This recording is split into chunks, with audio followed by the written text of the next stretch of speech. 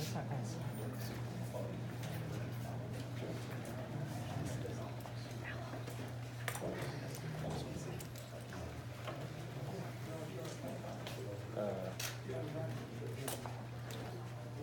Aha.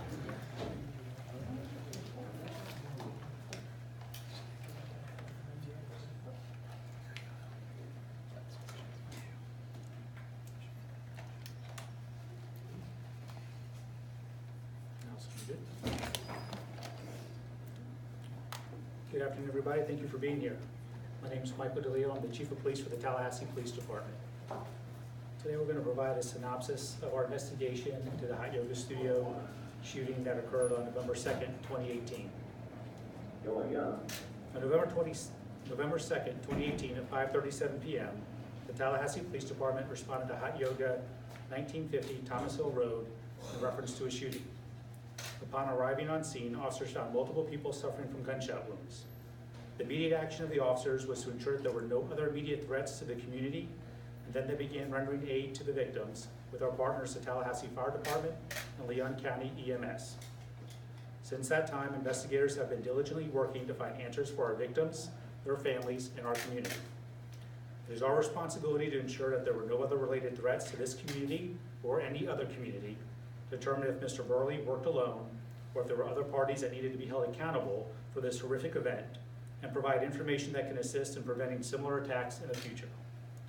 During the investigation, our investigators conducted dozens of interviews and reviewed the equivalent of thousands of pages of documents of Mr. Burley's journals, records, and electronic files. Today we are prepared to share the information that we have learned during the past 3 months. There were many partners who assisted in this investigation, including the Bureau of Alcohol, Tobacco, Firearms, and Explosives, and the Florida Department of Law Enforcement. I will provide you with a timeline of key points in Mr. Burley's life leading up to his attack and the conclusions of the investigation. Reports will be posted to the Tallahassee Police Department's website following this briefing. This briefing is meant to highlight critical information learned during the investigation and does not represent the entirety of the comprehensive work done by the investigative team.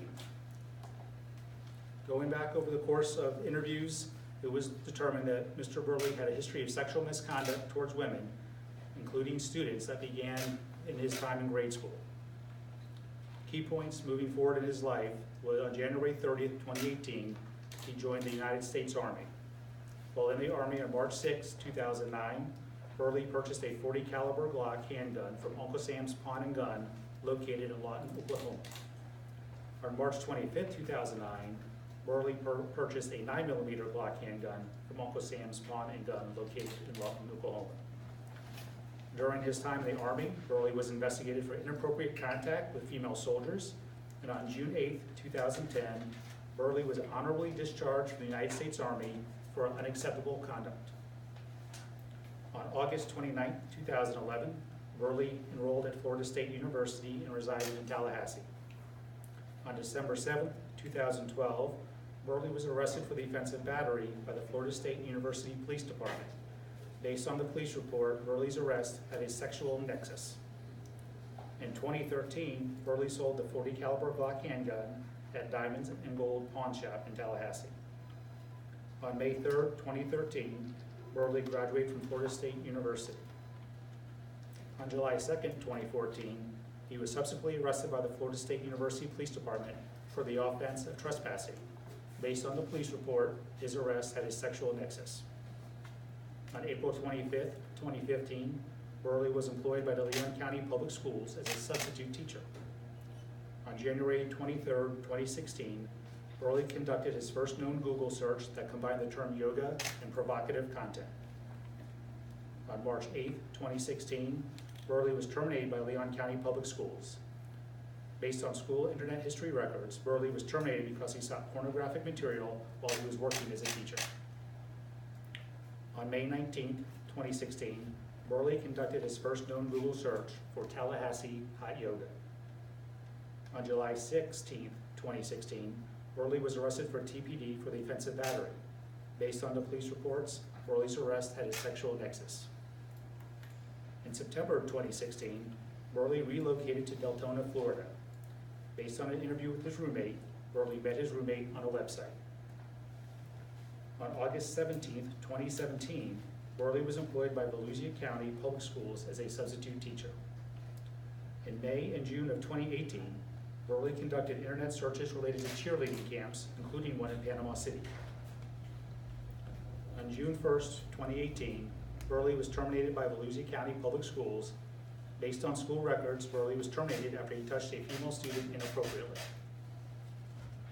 On July 14th, 2018, Burley conducted his last known Google search that combined the term yoga and provocative content.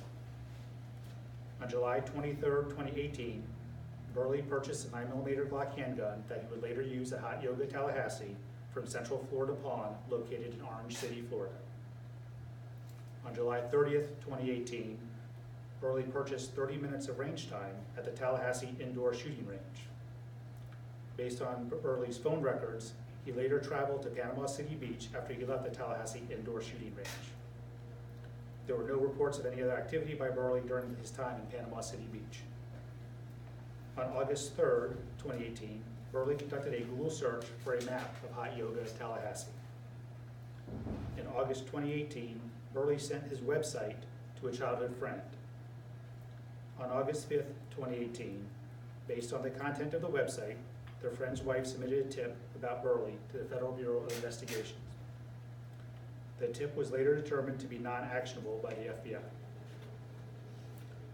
On August 17th, 2018, Burley called Hot Yoga Tallahassee. There were no specific recollections of Burley's phone call by the staff. On October 2nd, 2018, Burley viewed Hot Yoga Tallahassee's schedule on their website. On October 12th, 2018, Burley reviewed a Tallahassee news story related to the restoration of electrical power after Hurricane Michael. On October 14th, 2018, Burley booked his hotel room at the Tallahassee Suburban Extended Stay. On October 30th, 2018, Burley sold the 9mm handgun he had purchased in March of 2009 to Central Florida Pawn, located in Orange City, Florida. On August 31st, 2018, Burley went to Orange City, Florida Walmart and purchased hearing protection and a yoga mat at approximately 3 p.m. On August 31st, 2018, Burley then went to Live Oak, Florida, and Walmart and purchased hearing protection at approximately 7:22 p.m. On October 31st, 2018, Burley arrived at the Suburban Extended Stay in Tallahassee at approximately 8:52 p.m. On November 1st, 2018, Burley left Suburban Extended Stay at approximately 9:13 p.m. and returned at approximately 9:50 p.m. On November 2nd, 2018, Burley left the Suburban Extended Stay at approximately 4:35. Based on surveillance footage, Burley wore a fanny pack and carried a black bag with him. On November 2nd, 2018, Burley entered the Hot Yoga Tallahassee at approximately 5:17 p.m. Once inside, Burley paid to attend the 5:30 p.m. class. He paced outside while waiting for the class to begin. Burley entered the class at approximately 5:35 p.m. and received directions from the instructor. Burley then retrieved hearing protection from his bag, put them on, and retrieved a handgun from his bag. Burley then shot the two victims that did not survive from behind, never giving them the opportunity to confront their attacker or flee. As Burley continued to shoot at the other people inside of the studio, one of the victims struck him with a vacuum cleaner and struggled with Burley. During this struggle, the weapon malfunctioned, giving several people the opportunity to escape. One of the injured victims pretended to be dead and lay on the floor during the struggle. After the shooting stopped, the victim heard Burley make an unintelligible statement, a pause, and then heard a single gunshot. The victim looked up and saw Burley laying on top of one of the deceased victims. The surviving victim then fled the studio. At that time, first responders began to arrive on scene. Our investigative findings show that based on the facts and circumstances in this investigation, there would have been probable cause to support Burley committed the offense of first-degree murder for two victims by the use of his handgun. Probable cause would have been established that Burley committed the offense of attempted murder for an additional 4 victims inside the studio. Based on the investigation, there is substantial evidence that Burley pre-planned his attack at Hot Yoga Tallahassee, Burley was familiar with Tallahassee as he was a resident while he attended Florida State University. Before November 2nd, Burley searched the internet for a map of Hot Yoga Tallahassee and its class schedule. Burley reviewed the restoration of electrical power to Tallahassee area 2 days before he booked his hotel room. Significant investigative effort was made to identify the motives for Burley's actions. Based on this investigation, there is no evidence that was discovered to support Burley targeted any specific person at Hot Yoga Tallahassee on the evening of November 2nd. We know that Burley had a history of accessing yoga-related pornography. Our investigation determined that Burley communicated with a woman in 2013 via Facebook Messenger. During these communications, the woman referenced that she attended yoga classes in Tallahassee. It was confirmed that the female did attend Hot Yoga Tallahassee, but it has not been determined if Burley knew where the young lady attended yoga. Burley's journal had generic entries that referenced the woman. These entries were threatening and derogatory in nature.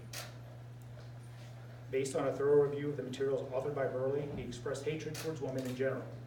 These materials included themes of rape, torture, and murder. None of the materials referenced Hot Yoga Tallahassee. Based on discovered evidence, Burley had a history of sexual misconduct towards women. This conduct began in grade school and continued throughout his military career and his time here as a student. This conduct was repeated again while he resided in Tallahassee, which culminated in multiple arrests. While employed in his teaching capacity, Burley was terminated twice for continued misconduct with a sexual nexus. During the investigation, it was learned that Burley sought mental health counseling on several occasions. But absent a court order, we cannot share that information that was obtained due to privacy laws. In addition, Burley suffered severe financial stress as he was unable to maintain employment. On February 11th and 12th, 2019, TPD investigators met with family members and victims and provided them with the outcome of the investigation. Victim advocates and a trauma counselor were present during the meeting. Some family members declined the briefing and have requested a copy of the report instead. Based on the investigative work, Scott Burley was a disturbed individual who harbored hatred towards women. Although there was no specific target at the yoga studio on the night of November 2nd, Scott Burley's lifetime of misogynistic attitudes caused him to attack a familiar community where he had been arrested several times for his previous violent action towards women. Similar attacks have occurred around the country, and it is incumbent that we come together to identify preventative strangers, to identify people who pose a threat, and protect those who they would victimize. I'm very proud of the investigative team and their dedicated efforts to answer these difficult questions for the victims, their families, and our community. Thank you for joining us today, and I'll do my best to answer a few questions. So you're saying this appears to be a random incident as far as where he chose to decide to do this? As far as the actual yoga studio, yes, sir.